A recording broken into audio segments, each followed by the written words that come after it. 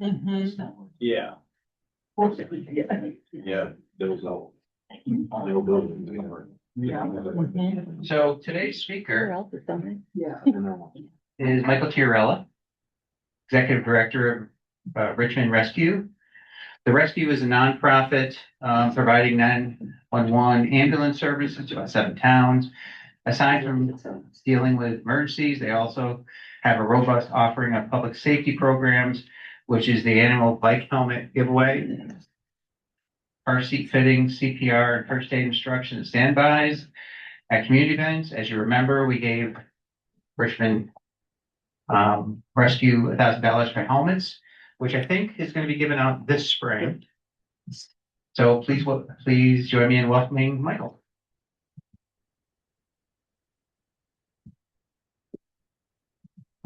All right. Hello. Hello. You might want to stand over here. Okay. Only because Oh, the Zoom. the Zoom. Yeah. All right. Different perspective over here.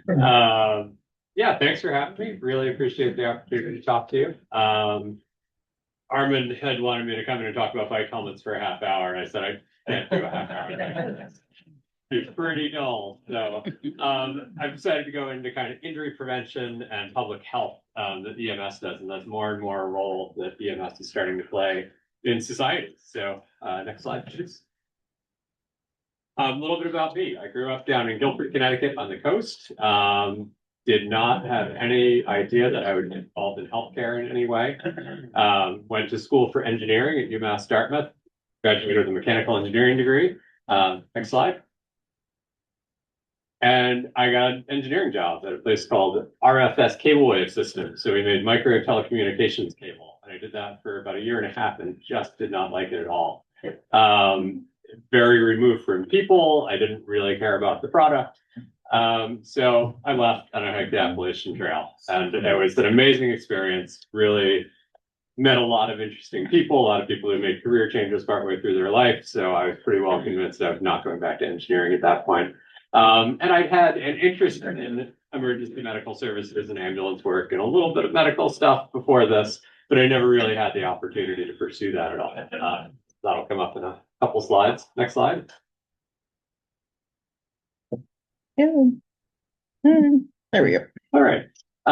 So after hiking the AT, I went and worked a bunch of environmental education jobs. So I worked at the Deer Lake Scout Camp in Connecticut, the Greenhill YMCA, right at the tip of New Jersey, and then up to Frost Valley YMCA in the Catskills. So at that point, I took a wilderness first responder class, and was starting to get pretty hooked on medicine as being something I wanted to look into. Next slide. And then I found my way up to Lake Placid, New York. I worked as a summit steward on top of the mountains in the Adirondacks, teaching people about alpine plants. And I joined the Lake Placid Volunteer Ambulance Service. So this was my first foray into EMS, and I took an EMT class and was totally hooked. It was a really interesting blend of having to think and being thrown new situations and feeling like you were in way over your head sometimes and just having to problem solve and figure out what was going on. And while I was there, I was a ski patroller at Mount Van Hovenberg, the Olympic cross-country ski center. Occasionally worked ski jumps and bobsled run as well, doing EMS. So a really unique venue for doing that. Next slide. So then finally moved over here to Vermont. My future wife was in Vermont. I was in New York. So we had to go one way or the other. And I'm glad I picked Vermont because it's a great place. So I joined Colchester Rescue to kind of get an in here with the ambulance system. And then a couple of years later, Richmond Rescue had a job posting and I took it. And here I am 20 years later, working still for Richmond. And we've seen some amazing transformation. You'll see from the next slides where EMS has gone not just for Richmond, but in general. Next slide. So there it is, 1971. I wasn't born yet. Richmond got its first ambulance. And it looks a lot like the Ghostbusters car, people tell us. So yeah, technology was not as robust as the Ghostbusters. So yeah, it's an old hearse, and you had to sit kind of crouched in the back. You didn't have a lot of equipment. EMS was much more about just getting people to the hospital at this point. So load them in and go. If you have to go to the funeral home instead, that's fine too. So, next slide. And then, ambulance, this was a bread truck actually, converted. They got tired of crouching in the back of the hearse and decided to get something a little bigger. So they converted a bread truck into an ambulance. So it's starting to take on some elements that look more familiar now. Some emergency lights. The white jumpsuits were a curious choice back then. I don't think I could keep one of those clean for more than 5 minutes today. So next slide. Now we're starting to look a little bit more like an ambulance. Government gets involved, starts telling people you have to have a Star of Life, you have to have the stripe down the side. We've actually got compartments to put stuff, which is pretty nice. You can see an oxygen tank there. So we're starting to actually provide some treatment to people. And they're so tiny too, compared to today's ambulances. They've gotten much, much bigger as we get more and more equipment. Next slide. This is our building that they built back in the 70s, I believe. It was just a pole barn, had enough space for one ambulance, some medical supplies, and a lot of mice. It was far from ideal. It's a few hundred feet from our current station. This one was. Next slide. And then in 96, they saw the need that we're probably going to be sticking around for a while. So we're going to build a new building. So this was brought together with tons of volunteers, both volunteering their labor, their time, their money. This was a huge deal to go from a one bay mouse-ridden pole barn to 2 bays with bedrooms, meeting space, and office space. Really a tremendous change in our service at this point. Next slide. So there's another one of our ambulances. Again, looks really similar, but now we have 2 stripes instead of 1. So really moving up. Next slide.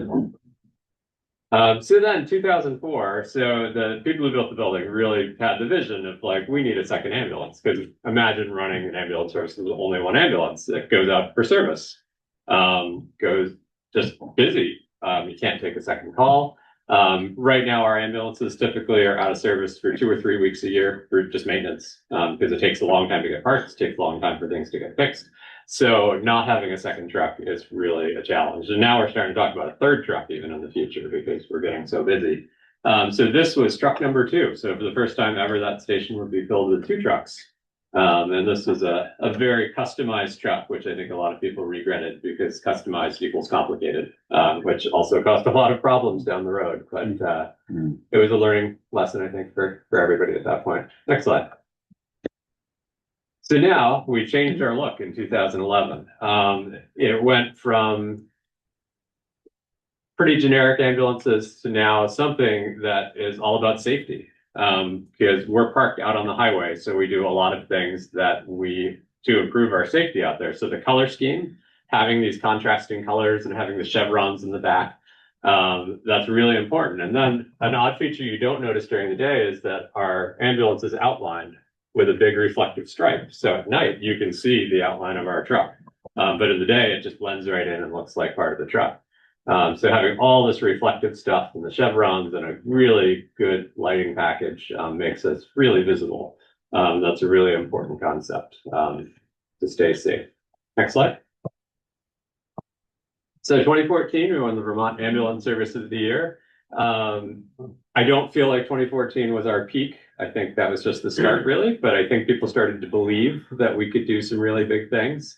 And since then, we have added so many different programs and done so many different projects. But it was really a big turning point, I think, in our service. Next slide. All right, so now we're getting into public health here. COVID, you probably remember that. Still around occasionally. COVID was a wild time for us. We heard inklings of it happening in China. We ordered some masks before that. Actually, things really got serious here. We're very excited to have a case at 95s.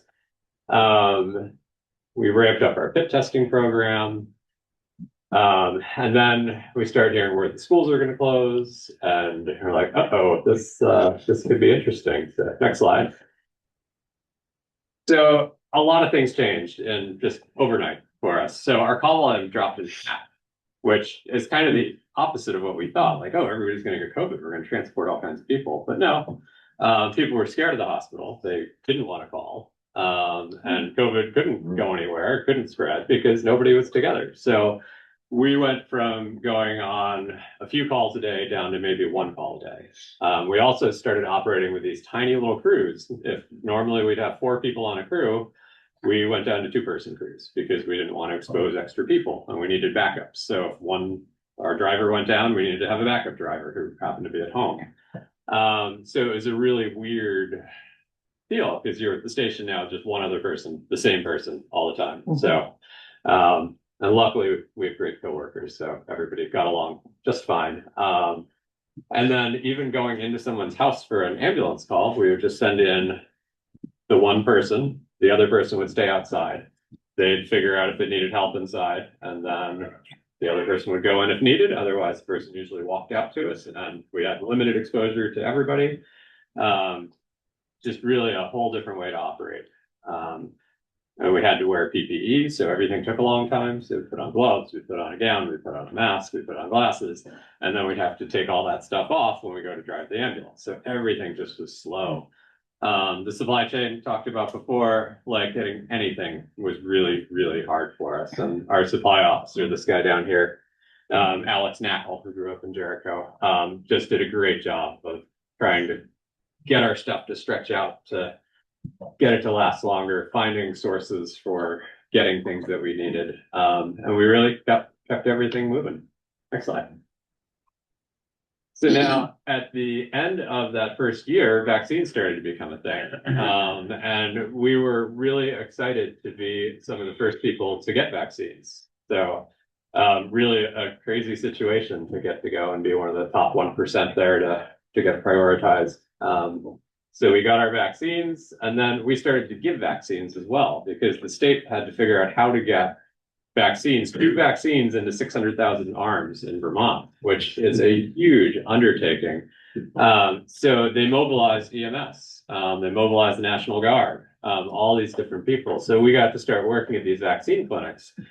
We gave almost 18,000 vaccines over the next year. So going all over Chittenden County, heading up to St. Albans sometimes, down to Montpelier.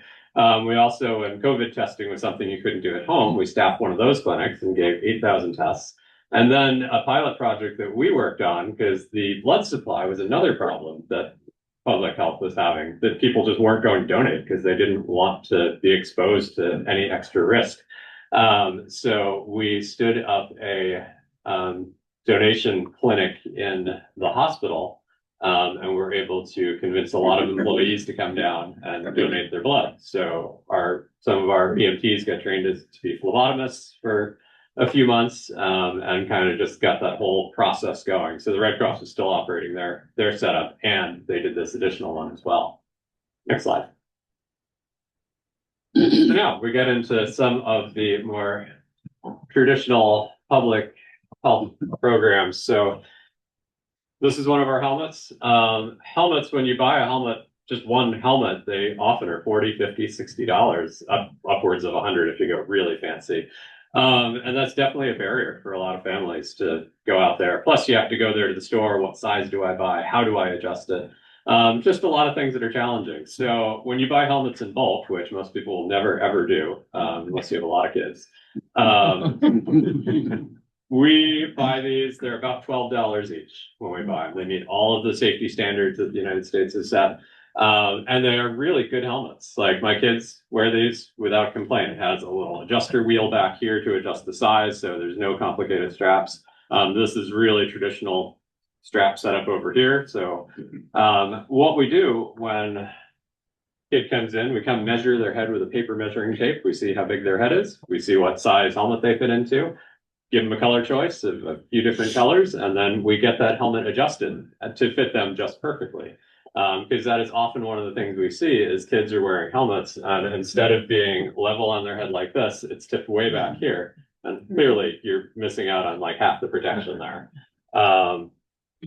So by adjusting it and fitting it and instructing the parents on how to adjust these things as the kids grow, we really do an important job there to keep their heads safe. So we've given away more than 700 helmets since we started, which is amazing.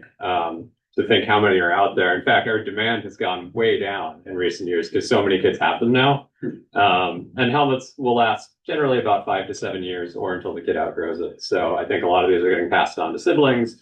So it's really nice to see. And we've even seen a couple of helmets on ambulance calls. We had a girl get hit by a car. She got clipped by the mirror. She did not actually get hit by a car, but she fell off her bike and she had a giant scuff mark on the side of her helmet. So really satisfying to see the program in action. She might not have had a helmet. She might have ended up taking a ride to the hospital, but instead we found her parents and did a quick assessment and determined she really had no injuries. So although a scary situation for her, really came away from it without anything. Next slide. So car seat fittings, that's another thing that we have been doing for a long time, almost the full 20 years that I've been with Richmond Rescue. So now we have 3 car seat technicians. We check about 50 car seats a year. And car seats have changed a ton since I was a kid, and I'm sure since you had kids. They were terrifying, really, earlier, 40 years ago. Literally seats just barely strapped into the car. Cars also have a lot more safety features these days. So now car seats have turned into something incredibly complicated. Don't know if anyone has dealt with a car seat in recent years. It is unbelievable. So it's to become a car seat technician, it's about a week-long class. Yeah. And at the end, you feel utterly unprepared to install a car seat because you're just so overwhelmed with the information. Because there are hundreds of different car seats, there are hundreds of different types of cars, and to get all this stuff to mesh together can be really hard.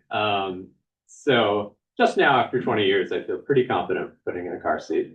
So we've checked about 1,000 of these over the years. The misuse rate is truly about 60%. And a lot of these errors are smallish, but we definitely catch maybe 20% where they're big installation errors, where the car seat is not going to function very well. Either the child's not harnessed in properly or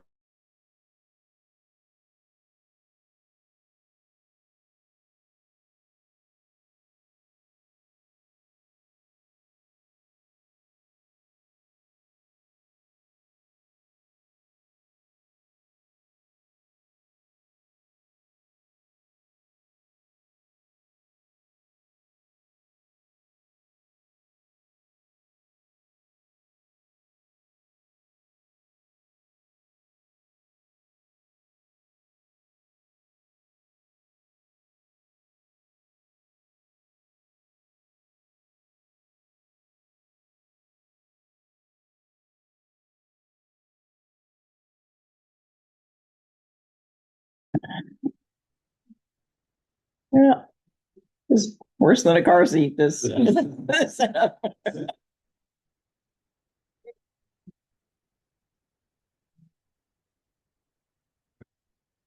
next slide.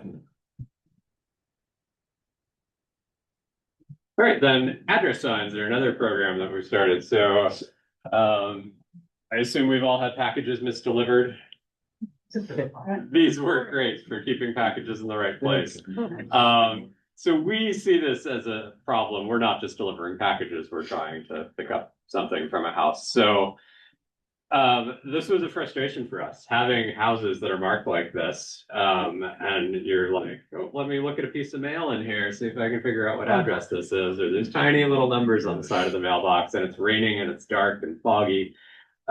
So we started this program. We got a donation from someone in town for $300 to get started, to buy sign blanks, to buy numbers, and start putting this program together. So we made it really easy to order. You just go on our website, you can come pick up the sign. We can go mount the sign for you if you have a wooden mailbox post, because we think about an 80-year-old lady ordering a sign and like, she probably doesn't have a drill. She's not going to go wandering out in the snow to drill this sign in there. So we wanted to remove those barriers. And it's been a great success. We've sold over 1,200 of these signs.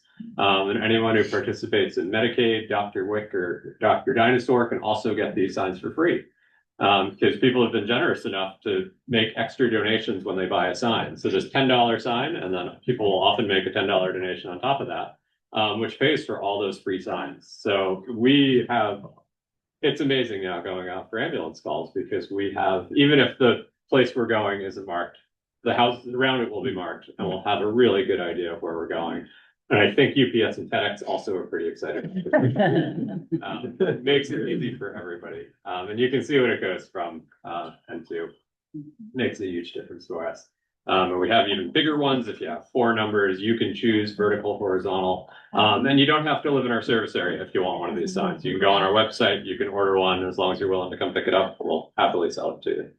Next slide. And then some bigger stuff that we have been working on, statewide programs. So bringing new protocols. I assume everybody remembers the EpiPen fiasco from years ago when the prices kept escalating for this life-saving medication. That medication only costs about $5, but the EpiPen auto-injector, they were selling $600 for 2 of them, which is pretty outrageous. That's what our EMTs were using as well. Our higher level providers, advanced EMTs and paramedics, could just draw it out of a vial. And that worked for them, but Give me a break. EMTs were stuck with having to use EpiPens, and it was killing services, like spending $5,000-6,000 a year on EpiPens. So the state decided to change how EMTs did it. So they started this ready, check, inject program. So we taught EMTs how to draw up from a vial, and how to do that safely, and then kind of a checklist system and double check, like, here, check and make sure I've got the right amount here. And it was tremendously successful. And it turns out EMTs can do this just fine. And luckily, this had happened before COVID. So all these EMTs were already trained on how to draw up something for an injection and to give that injection, which is the exact same thing as a vaccine. So that was tremendously successful and substantially cheaper. And we've stuck with that system, even though the price of EpiPens has gotten a little bit more reasonable. So we helped the state with coming up with kind of the wording, the flow, and then piloting the program before they released it to everybody to try to work out all the kinks. Nitrous oxide is the other big program that we did. We were one of 2 agencies in the state to get going on that, which meant coming up with protocols to use nitrous oxide, how to track it, how to use it safely. And it's pretty much the same stuff kids get at the dentist office or even adults. And it is, advanced EMTs can use it, which is great. Paramedics have all kinds of fancy pain medications. So, but advanced EMTs were lacking that. So we saw this as really a big push to start being able to give nitrous in the field. And we were one of the first agencies because we have Bolton Valley, we have Cochrane's. So we see a lot of orthopedic injuries, and that is really the perfect person to give that to. There's not a lot of complications with those injuries. It's a painful leg, painful arm. You're not talking about chest trauma or anything that might exclude you from being able to use nitrous. So we use it all the time. Our paramedics who have access to narcotics and opioids still will often go for nitrous first because they just want to go with the least harm potential to manage pain. And then if they need something more, they'll move on to something stronger. Next slide. Sharps disposal. You do not need a fancy box like this to dispose of your sharps, but it's a challenging message to get out. So people who have full sharps containers can come to one of these sharps disposal places. One is just outside the dump in Richmond, and we have one at our station as well. They can just toss them in there, and then we will take care of them from there. And we always are happy to educate people on how to dispose of sharps. Really, it's just taking like a laundry detergent container, some really hard plastic thing. You can put your sharps in there, put the lid on, put a piece of duct tape over that says, do not recycle and sharps. And then it can just go in your household trash. Perfectly safe to be thrown away. Next slide. All right, heart safe and high performance CPR. This one started in the mid-teens there, about 10 years ago. Being a heart safe town meant getting AEDs, automatic external defibrillators, placed around town, giving our crew and our community a lot of training on CPR, and really just trying to be efficient in CPR and how we do things.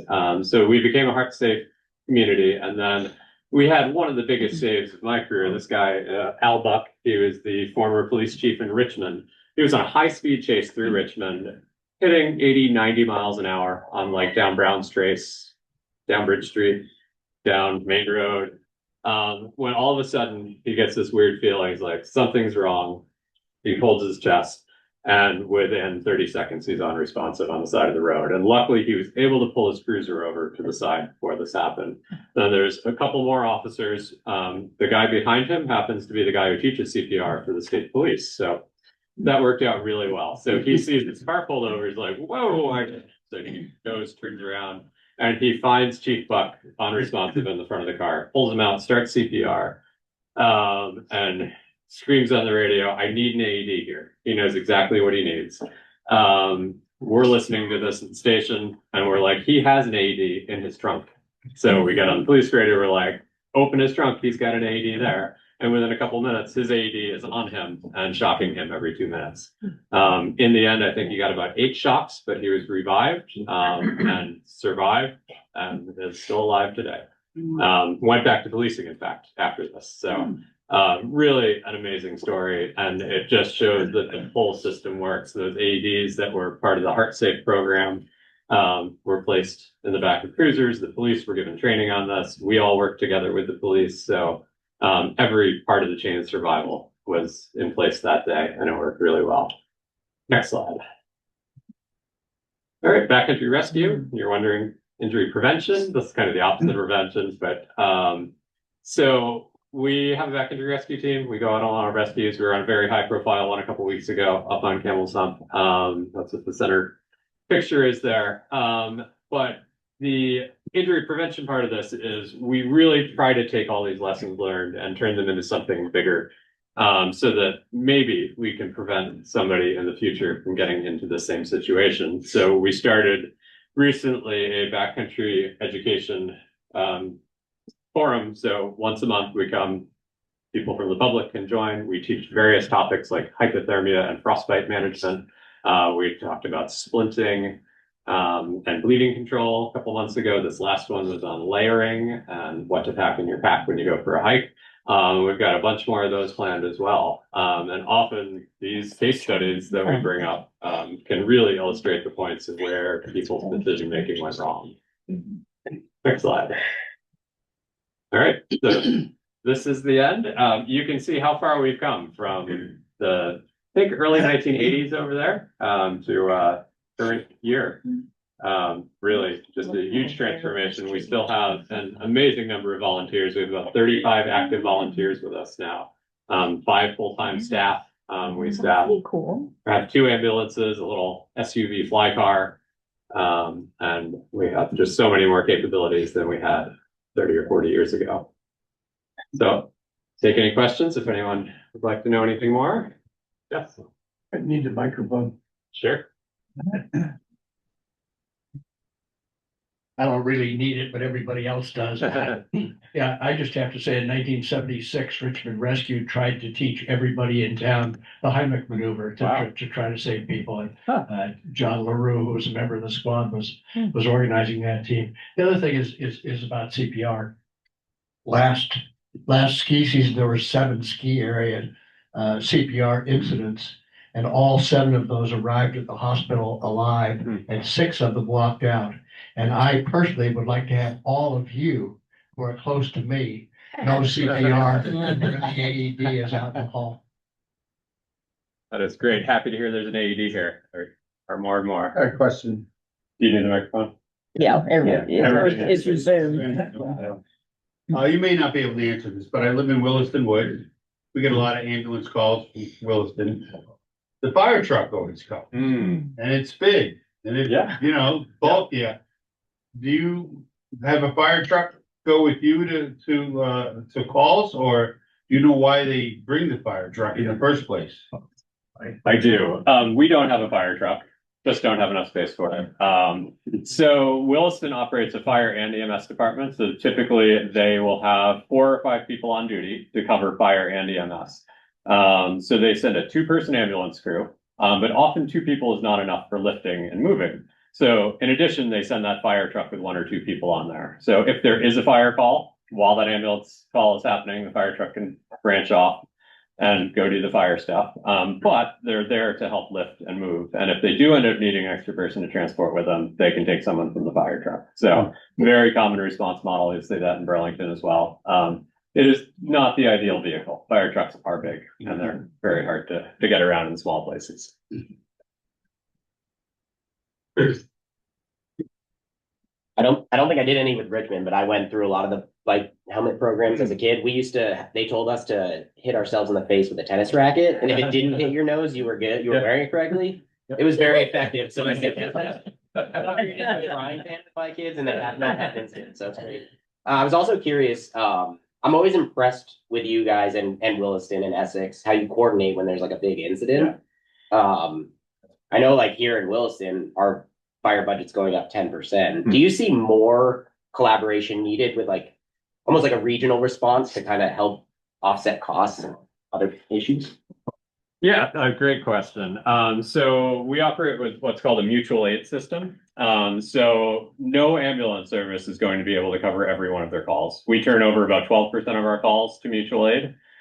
So when there's a second call in Richmond that we can't cover, we have what's called the matrix, and we look down the matrix, or the dispatcher looks down the matrix and says, okay, Richmond's out, so Williston is going to be the next ambulance to come in. Then if Williston's busy, Essex is going to be the next one to come in, and that goes all the way down 10 places.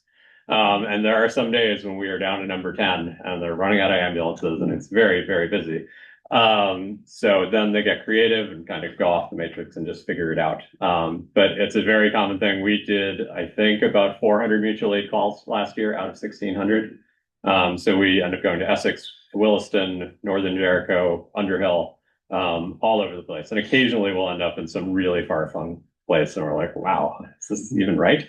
But interesting to go to different areas. We all train together. We all work together frequently. So it's really not a surprise when we all end up on the same scene. And sometimes there's just a bigger incident where you need 4 ambulances in the same place.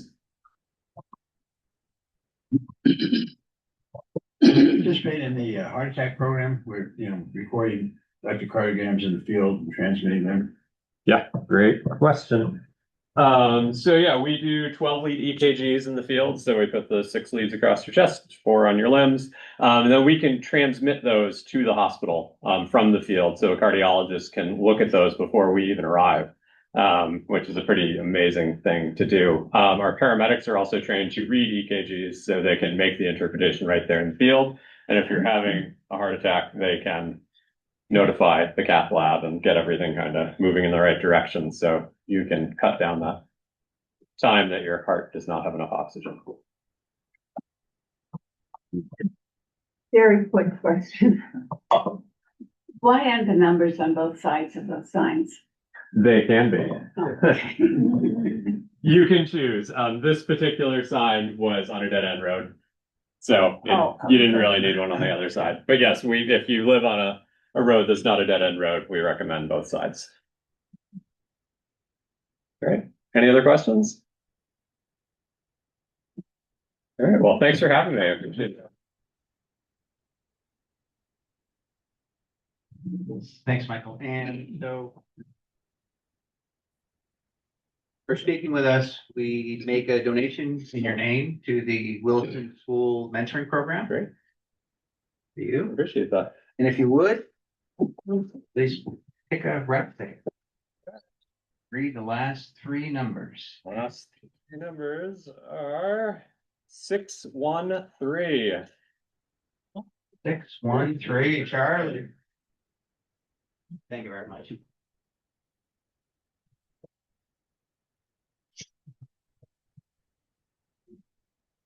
So just a couple announcements.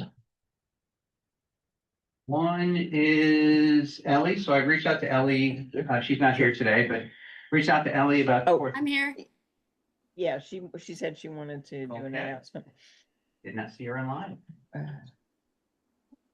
Morning, Ellie. Hey. So yeah, I just wanted to give a quick announcement. The 5K committee is having our first planning meeting next week. And the first objective is really going to be to figure out what date to do the 5K. We typically do it on the Saturday morning closest to the 4th of July. This year, since the 4th is a Saturday morning, that is the one time we know we cannot do it. So we're going to be exploring options to see if maybe it makes sense to do it on Friday or later on Saturday or Sunday. That that weekend. But like I said, it's exciting that we get to start thinking about summer now in the depths of February. But that planning process is kicking off shortly. And I just reached out to the folks who kind of were on the email threads from last year. So I also wanted to see if there's anyone who hasn't been involved who would like to be, or if there's anyone else who would like to be included in those meetings. Since I can't see everyone, I don't know if you want to put names in the chat or just say them out if there's anyone who's expressing interest, or reach out to me. But yeah, that's really all I had to say. Chris. Very quick. I just want to report. Oh, I'm not okay for there. Okay, I forget about the folks online. I apologize. A quick report. We are continuing to pick up some sponsorships for the Bill Skiff Story Slam, and now they kind of pivot to ticket sales. So I'm sure Sherry will remind us, and she's in the back, and we now need to be aggressively selling tickets. So we continue to move up on the thermometer for events. The ones at the bottom are the completed events, and the one we're looking forward to right now is Bill Skiff's Story Slam. And so to date, we've got $3,050 in sponsorship. So that's good. We have more room to grow, but we're well underway there, and tickets are really what it's all about for that event. Thank you. I have a question for you. Yes. I contacted some local merchants, and they were gonna think about giving, I contacted some local merchants, and they were gonna think about how much they were gonna donate it to the club and stuff. And they were just gonna go onto the QR. Yeah. So but I did kind of want to follow up, and how do I know if they gave or not, and who would know that? Well, Andy might be able to explain that. There's a way that they can do that with a QR code. Yeah, no, they can do that. I want to know if they've done it. And- Can I find that out? Would be the Yeah, person that nothing would yet. go into Andy. Oh, okay, so you haven't, okay. Yeah, and Okay. I checked with Andy before the meeting, and he tells me Okay, where we are, so not yet, so. okay, so I would encourage anybody who has gone out, talked to somebody, Thank you. if you haven't, after about 2 to 3 weeks, it might just be good yeah, to 12. touch base, a Yeah. phone call, or drop by, all right. I can just let you know what I do then is. So pretty much what I've been doing is if I talk to anybody, I am putting them on the spreadsheet and my name beside it. And then that way, if money comes in, then Andy sees the spreadsheet and he can just let you know. Right, okay. And that that spreadsheet that was It's in mailed Club Runner, is the Club Runner. Okay, Under documents, okay, thank you. yeah. That's it. Hey, before I bring up Chris, any other announcements? Chris? I don't have any announcements. Got any jokes? I do, I have a joke. All right, what did the dung beetle say when he walked into the bar? Stinks. Is this stool taken? Oh.